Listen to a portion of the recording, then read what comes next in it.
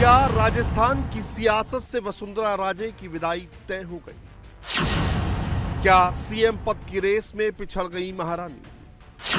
क्या जयपुर में शक्ति प्रदर्शन ने वसुंधरा को रेस से बाहर कर दिया? क्या वसुंधरा राजे पर भारी पड़ गई रिजॉर्ट पॉलिटिक्स?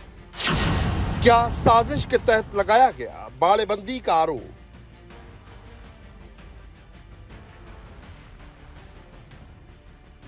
आखिर क्यों राजस्थान में सीएम का नाम फाइनल नहीं हो पा रहा है? नतीजे आने के बाद 5 दिन गुजर गए हैं, लेकिन अब तक बीजेपी कोई फैसला क्यों नहीं ले पाई है? राजस्थान में दावेदारों की कोई कमी नहीं है, लेकिन वसुंधरा राजे पीछे हटने को तैयार नहीं है। वसुंधरा राजे एक्टिव तो चुनाव नतीजे आने के पहले से ही थी, लेकिन बीजेपी के बहुमत में आते ही वो सुपर एक्टिव हो गई। इन 3 तस्वीरों के जरिए समझिए कि इस देरी की वजह क्या है। दरअसल विधानसभा चुनाव के रिजल्ट आने के बाद से ही वसुंधरा राजे करीब 60 विधायकों से मुलाकात कर चुकी है। टी पार्टी डिनर के बहाने शक्ति प्रदर्शन कर बीजेपी आलाकमान को संदेश देने की कोशिश हुई कि राजस्थान में वसुंधरा का कोई विकल्प नहीं।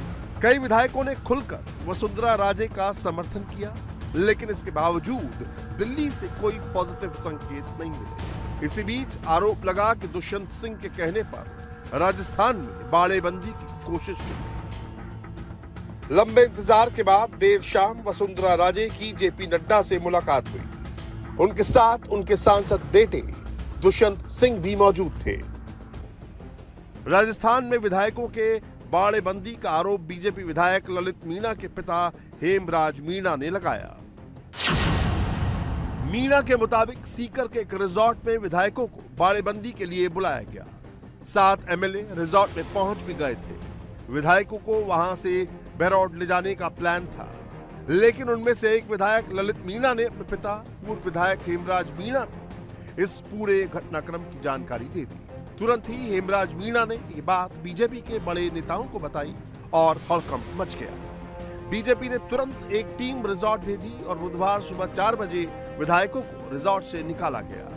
जो विधायक रिजॉर्ट में रुके थे उनमें 3 झालावाड़ और 3 विधायक 12 के थे। वहीं एक विधायक किशनगंज का था। इसी घटना के बाद वसुंधरा राजे को दिल्ली बुलाया गया। वो दुष्यंत सिंह जी ले गए थे साथ में। अच्छा, मैडम के बेटे दुष्यंत सिंह जी लेके गए। रोका कौन वहाँ पर? रोका किसने? आप जब लेकर आना चाह रहे थे, रोका कौन से विधायक ने रोका? वही अपने कंवरलाल एक विधायक था, उसे रोका। मारपीट भी की क्या? कुछ मारपीट का वही लड़ाई झगड़े का उतारू था। तो क्या क्यों रोकना चाह रहे थे? बात क्या हुई थी? तो क्या कह रहे थे? कंवरलाल क्या कह रहे थे? कमललाल मीणा क्या कह रहे थे? कंवरलाल ये कह रहे थे कि वो दुष्यंत सिंह जी बात करो फिर ले जाओ। नहीं तो क्या बाड़ेबंदी चल रही थी कि वहाँ पे? दुष्यंत सिंह जी ने फोन नहीं उठाया, हमने उनको फोन करा जरूर। फिर हम 10-15 दिन हम थे जो हम लेके आ गए उसको। बाड़ेबंदी की खबर से पूरे बीजेपी में हड़कंप मच गया, लेकिन शाम होते होते कहानी पलट गई। जिस अंता सीट से विधायक चुने गए कंवरलाल मीणा के ऊपर बाड़ेबंदी कराने का आरोप लगा है, उन्होंने भी पूरे मामले में अपनी सफाई दी और कहा कि साजिश के तहत पूर्व विधायक हेमराज मीणा सांसद दुष्यंत सिंह का नाम ले रहे हैं।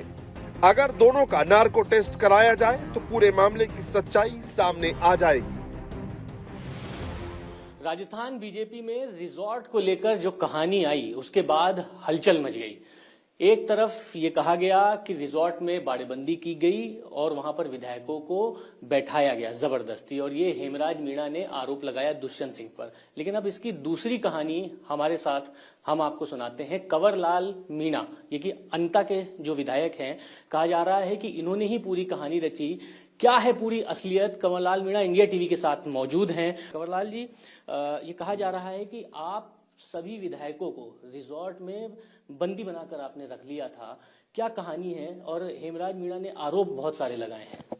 देखो, हम लोग चुनाव जीतने के बाद दोनों विधायक एक ही गाड़ी पे सवार होके विजय जुलूस के रूप में हमने 12 में जुलूस निकाला। उसके बाद दोनों ही आरएसएस कार्यालय पे गए 12 पर। उसके बाद हम भारतीय जनता पार्टी का कार्यालय जो 12 पे वहां गए। सुबह 6 बजे हम लोग अपनी अपनी गाड़ियों से जयपुर आए। हमने यहाँ खाना वाना खाया, फिर हमने अपना राजस्थान जो चिक रोड पर वो होटलें ली। होटलें लेने के बाद हम सब अपने अपने रूम में रुके, नहाए धोए, क्योंकि हम थके हुए थे, हम जोरदार सोए। उसके बाद दूसरे दिन फिर हमने सबसे मिलने का टाइम मांगा, हमें टाइम नहीं मिला, तो फिर हम वापस उसी होटल में चले गए। रात की 2:30 बजे करीबन 30-40 आदमी आए और वो मेरे से कहने लगे कि हम ललित को ले जाएंगे। तो मैंने ललित को, मैं स्वीकार करता हूँ, मैंने ललित को इसलिए नहीं ले जाने दिया क्योंकि वो 35 आदमी से एक भी आदमी परिचित नहीं था, न कोई पार्टी का पदाधिकारी था। मैंने मना कर दिया। मना करने के बाद तब तक ललित का रूम में सो रहा था। फिर थोड़ी देर बाद मैंने मना करने के बाद उनके पिताजी आ गए। पिताजी को हमने आराम से सर से ललित जी को ले जाने दिया।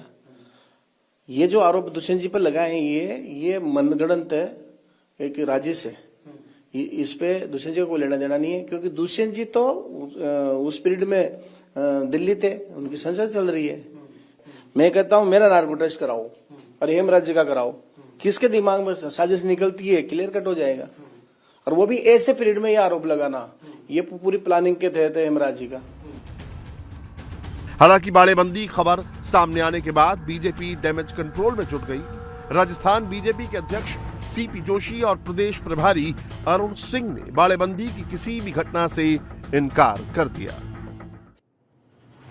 कभी आलाकमान को सीधे चुनौती देने वाली वसुंधरा राजे को जैसे समझ में आया कि प्रेशर पॉलिटिक्स का दांव नहीं चल रहा है, तो उन्होंने अपने तेवर बदल लिए।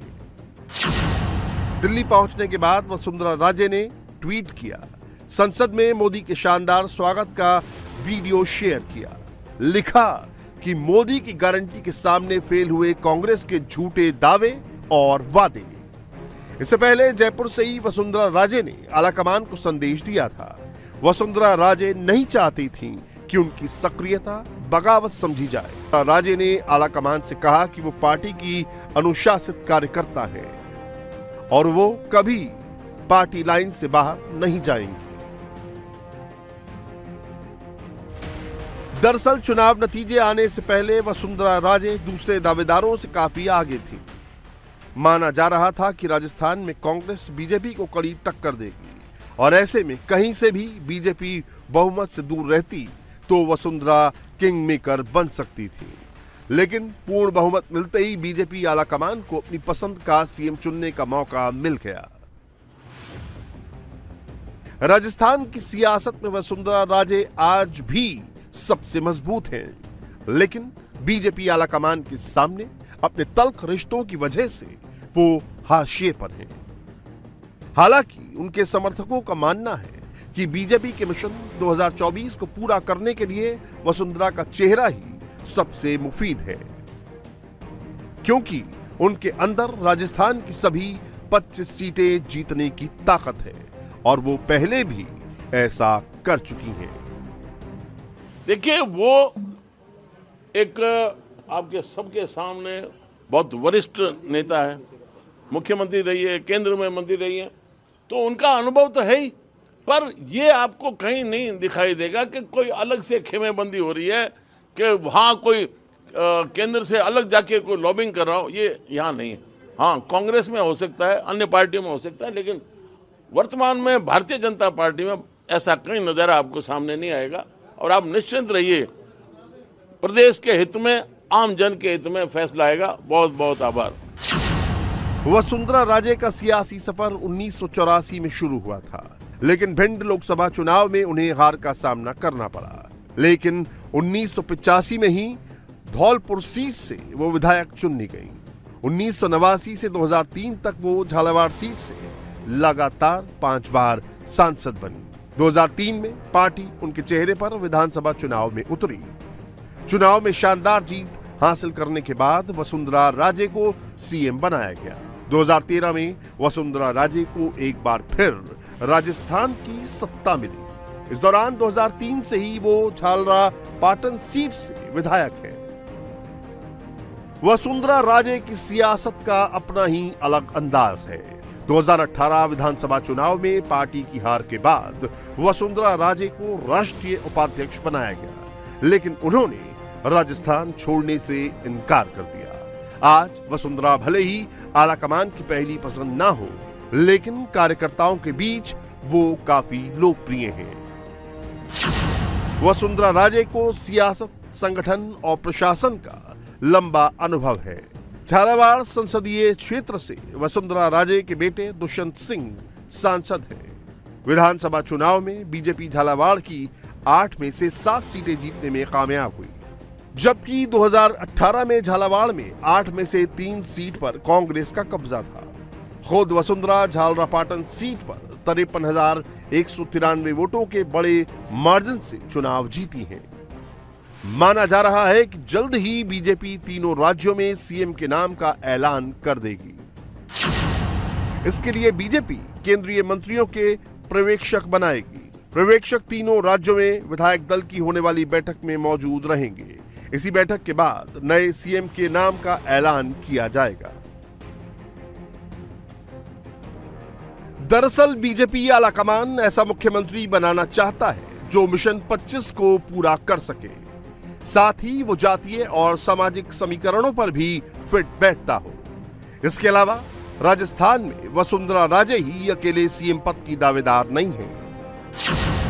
दिया कुमारी, अर्जुन राम मेघवाल, गजेंद्र सिंह शेखावत और बाबा बालकनाथ का नाम भी चल रहा है। इस लिस्ट में एक और एंट्री हुई है केंद्रीय मंत्री अश्विनी वैष्णव की, जिन्हें मोदी और शाह की पहली पसंद बताया जा रहा है।